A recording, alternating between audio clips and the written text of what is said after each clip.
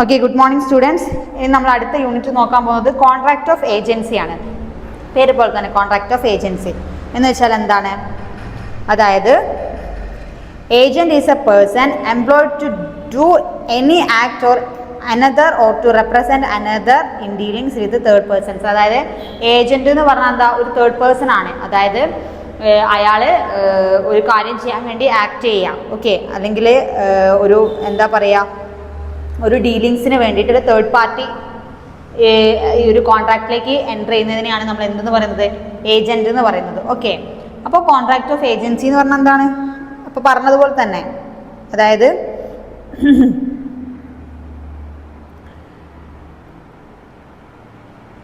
an agent is a connecting link between the principal and third party. അതായത് ഒരു പ്രിൻസിപ്പളും അല്ലെങ്കിൽ ഒരു തേർഡ് പാർട്ടീനെയും നമ്മൾ ലിങ്ക് ചെയ്യുന്ന ഒരു കണക്ട് ചെയ്യുന്ന ഒരാളെയാണ് നമ്മൾ ഏജന്റ് എന്ന് പറയുന്നത്. നമുക്ക് നോർമലി നമ്മുടെ ലൈഫിൽ അറിയാമല്ലോ നമ്മളൊരു ഏജന്റ്. അതായത് ഒരു ബ്രോക്കറൊക്കെ വെക്കുന്ന ഒരു കേസ് വരുന്ന സമയത്ത് ഈ രണ്ട് പാർട്ടീസിനെയും നമ്മൾ നടുവിൽ ലിങ്ക് ചെയ്യുന്ന ഒരാളായിരിക്കും ഏജന്റ് എന്ന് പറയുന്നത്, ഒരു പെർട്ടിക്കുലർ ഡീലിങ്സിന്റെ കാര്യങ്ങൾ നടക്കാൻ വേണ്ടിയിട്ട്. ഓക്കെ, അതാണ് ഏജന്റ് എന്ന് പറയുന്നത്. ഇനി നമ്മൾ നോക്കുന്നത് who can appoint an agent. ഒരു ഏജന്റിനെ ആർക്കൊക്കെ അപ്പോയിന്റ് ചെയ്യാം?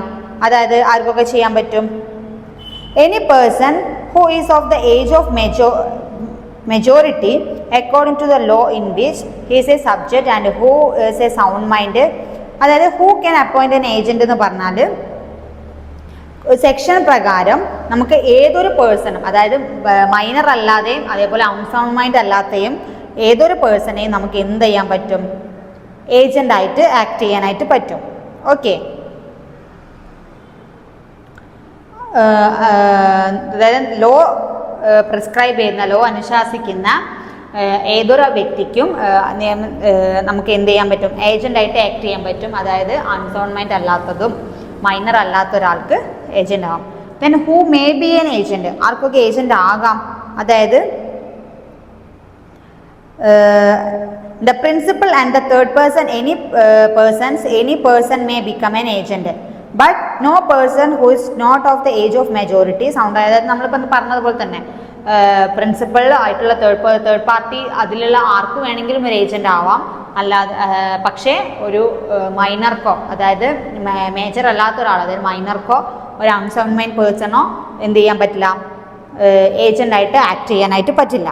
ഓക്കെ,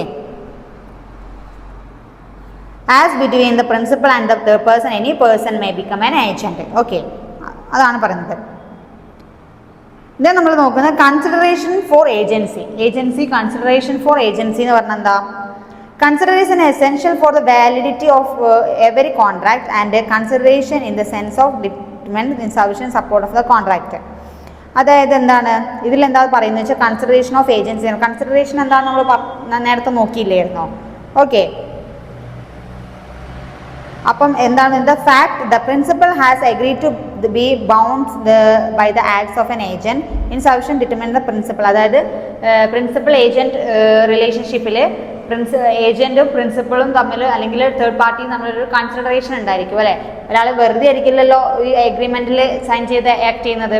അപ്പം അവർ തമ്മിലൊരു കൺസിഡറേഷൻ ഉണ്ടായിരിക്കും ഏജന്റായിട്ട്. ഓക്കെ, അതായത് വിത്തൗട്ട് കൺസിഡറേഷൻ്റെ ബേസിലായിരിക്കില്ല ഒരു ഏജന്റ് വർക്ക് ചെയ്യുന്നത്. ഇറ്റ്സ് എൻ വിത്ത് കൺസിഡറേഷൻ്റെ ബേസിലായിരിക്കും. Okay, in constitution and proof of ഏജൻസിയിൽ പറയുന്നത് relationship of principal and agent may created express അപ്പോയിൻമെന്റ്, അതേപോലെ ഇംപ്ലിക്കേഷൻ ഓഫ് ലോ. ഓക്കെ, അതായത് ഈ ഏജന്റ് ആയിട്ടുള്ള നമ്മളെ ഈ കോൺട്രാക്ട് എന്ന് പറയുന്നത് എങ്ങനെയായിരിക്കും? മേ ബി എക്സ്പ്രസ്ഡ് ആയിരിക്കാം, അല്ലെങ്കിൽ ഇംപ്ലൈഡ് ബൈ ലോയില് നിയമപ്രകാരമായിരിക്കാം. ഓക്കെ, ഒന്നുകിൽ ബൈ വേർഡ്സിലോ ആയിരിക്കാം, അല്ലെങ്കിൽ ഇംപ്ലൈഡ് ബൈ ലോയിലോ ആയിരിക്കാം. അതാണ് പ്രൂഫ് ഓഫ് ഏജൻസി എന്ന് പറയുന്നത്. ദെൻ ഡിഫറൻസ് ബിറ്റ്വീൻ നമ്മൾ നോക്കുന്നത് difference between servant, agent and independent contractor. ഇത്രയും ആൾ തമ്മിൽ ഡിഫറൻസ് എന്താ? അതായത് ഈ ഏജന്റും സെർവൻറ്റും തമ്മിൽ ചെറിയ സിമിലാരിറ്റി ഉണ്ട്. ഏജന്റും സെർവൻറ്റും തമ്മിൽ ചില സിമിലാരിറ്റീസ് ഉണ്ട്. അതായത് എന്തൊക്കെയാണ്? Both are employed to act for and on behalf of principal. അതായത് ഏജന്റ് ആയാലും ശരി സെർവൻ്റ് ആയാലും ശരി ഒരു പ്രിൻസിപ്പളെ എന്താ പറയുക ബിഹാഫിൽ വർക്ക് ചെയ്യുന്ന ആൾക്കാരായിരിക്കും. അതായത് ഒരാൾക്ക് വേണ്ടിയിട്ട് അയാളുടെ ബിഹാഫ് ഓഫ് വർക്കിംഗ് ആയിരിക്കും, ഒരാളുടെ ബിഹാഫിൽ അസാന്നിധ്യത്തിൽ വർക്ക് ചെയ്യുന്ന ആളായിരിക്കും അതെ ഏജന്റ് ഓർ സെർവൻറ്റ് എന്ന് പറയുന്നത്. പ്രിൻസിപ്പൽ ബിഹാഫ് ഓഫ് പ്രിൻസിപ്പളിൻ്റെ ഇതായിരിക്കും. പക്ഷേ however there is a lot of difference between two. അതുപോലെ തന്നെ അതൊരു സിമിലാരിറ്റി ആണെങ്കിൽ ഇവർ തമ്മിലായിട്ട് ഡിഫറൻസും ഉണ്ട്. എന്തൊക്കെയാണെന്ന് വെച്ചാൽ എന്താണ്, agent has a authority to create contractual relationship between principal and third party.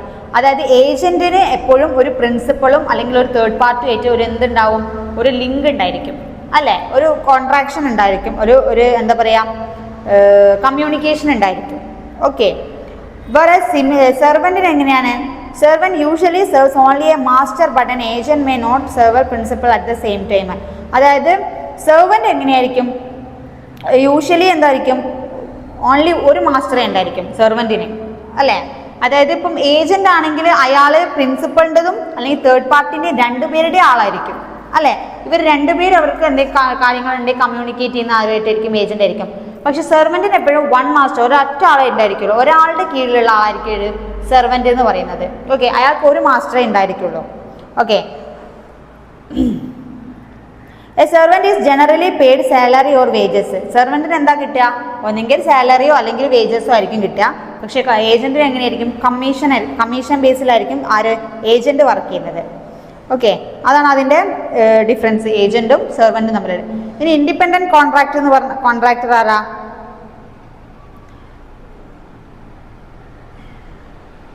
an agent work under the control or supervision of the principal. The agent represents his principal and can bear the principal by his act by the contractor is independent. അതായത് independent contract എന്ന് പറഞ്ഞാൽ ഒരു ഏജൻറ്റിൻ്റെ ഒരു പ്രിൻസിപ്പളിലെ എന്താ പറയുക സൂപ്പർവിഷനിലും അല്ലെങ്കിൽ അയാളുടെ അണ്ടറിലും ഒരു ഏജൻറ്റ് വർക്ക് ചെയ്യുന്നുണ്ടാവും. ആ agent represent his principal and ആ ഏജൻറ്റിനെ ഒരു ഇൻഡിപെൻഡൻറ്റ് കോൺട്രാക്ടർ ആയിട്ട് ചൂസ് ചെയ്യാം. ഓക്കെ, അതായത് ഇപ്പോൾ ഒരു പ്രിൻസിപ്പൾ ഉണ്ടായിരിക്കും, അപ്പോൾ ആ പ്രിൻസിപ്പൾ എന്താ പറയുക സൂപ്പർവിഷനിലും കൺട്രോളിലും ആയിരിക്കും ഒരു ഏജൻറ്റ് വർക്ക് ചെയ്യുന്നത്. അപ്പം ഈ ഏജൻറ്റിനെ റെപ്രസെൻറ്റ് ചെയ്തിട്ട് ആരായിരിക്കും ഉണ്ടാവുക, ഒരു പ്രിൻസിപ്പൾ ഉണ്ടായിരിക്കും അല്ലേ. ഒരു പ്രിൻസിപ്പൾക്ക് ഒരു ഏജൻറ്റ് ഉണ്ടെന്നുണ്ടെങ്കിൽ ഏജൻറ്റിനും കാര്യങ്ങൾ പറയാനുള്ളതായിരിക്കും ഈ പ്രിൻസിപ്പൾ എന്ന് പറയുന്നത്. അപ്പോൾ അവിടെ എന്താണ് പറയുന്നത്, അപ്പോൾ ഈ പ്രിൻസിപ്പൾ അവിടെ ആരായിരിക്കും, അപ്പം ഇൻഡിപെൻഡൻറ്റ് കോൺട്രാക്ടർ, സ്വന്തമായിട്ടൊരു വ്യക്തി ഉള്ള ഒരാളായിരിക്കും പ്രിൻസിപ്പൾ അല്ലേ. അയാളുടെ മേലെ വേറെ അതോറിറ്റി ഇല്ല, അയാളൊരു ഇൻഡിപെൻഡൻറ്റ് കോൺട്രാക്ടർ ആയിരിക്കും പ്രിൻസിപ്പൾ ആക്ട് ചെയ്യുന്നത്. ഓക്കെ, അതാണ് പറയുന്നത്. ഇതിൽ മെയിൻ ഡിഫറൻസ് ഏജൻറ്റും സെർവൻറ്റും തമ്മിലുള്ളതാണ്. Then classification of agency, creation of agency, classification അല്ല ക്രിയേഷൻ ആണ് കേട്ടോ. ക്രിയേഷൻ ഓഫ് ഏജൻസി എന്താണ് വരുന്നത്, the relationship of principal and an agent may be created in the following ways. ഒരു ഏജൻറ്റും ഒരു പ്രിൻസിപ്പളും തമ്മിലുള്ള എന്താ പറയുക റിലേഷൻഷിപ്പ് താഴെ കുറച്ച് പോയിന്റ്സ് ഉണ്ട്, ആ രീതിയിലാണ് ക്രിയേറ്റ് ചെയ്യുന്നത്.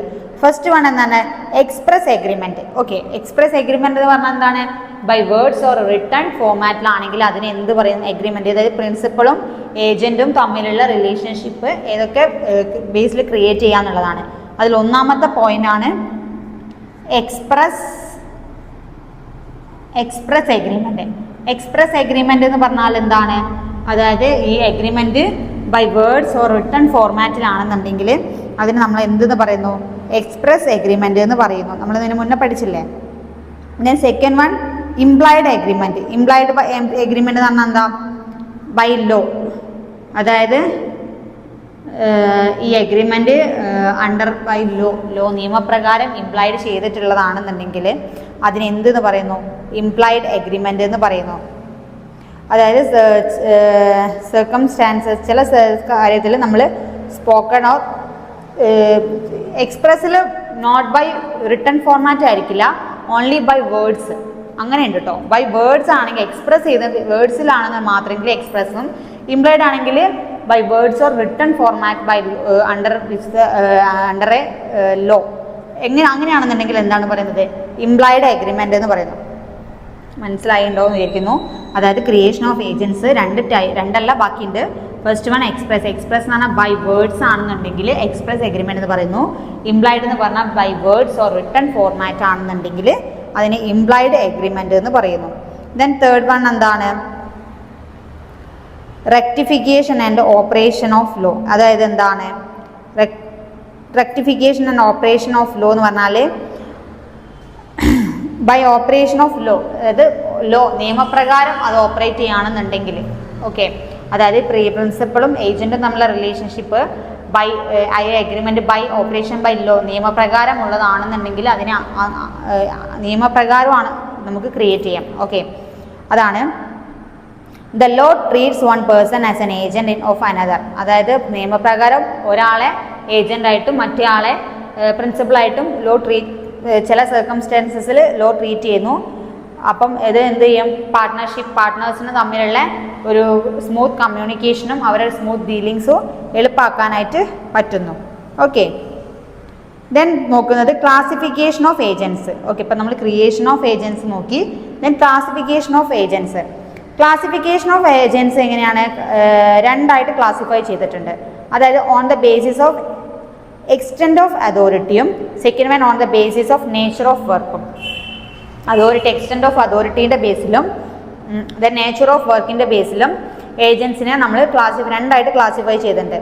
എക്സ്റ്റെൻറ്റ് ഓഫ് അതോറിറ്റി എന്ന് പറഞ്ഞാൽ എന്താ,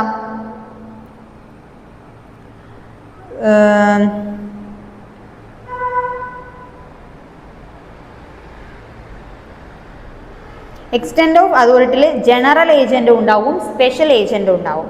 ജനറൽ ഏജൻറ്റ് എന്ന് പറഞ്ഞാൽ have the authority to act in all matters concerning the trade of possession or particular nature of goods.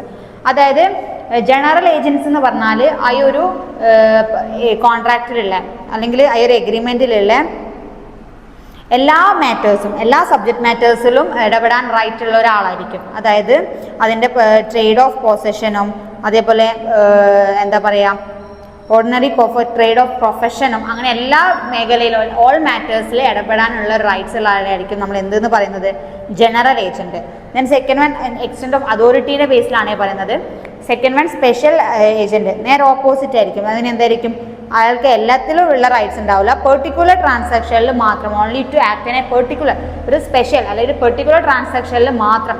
ചില കേസസിൽ അത് നമ്മൾ ട്രാൻസാക്ഷൻ നമ്മളെ കോൺട്രാക്റ്റിൻ്റെ ബേസിലായിരിക്കും നമ്മൾ അങ്ങനെയൊക്കെ തീരുമാനിക്കുന്നത്.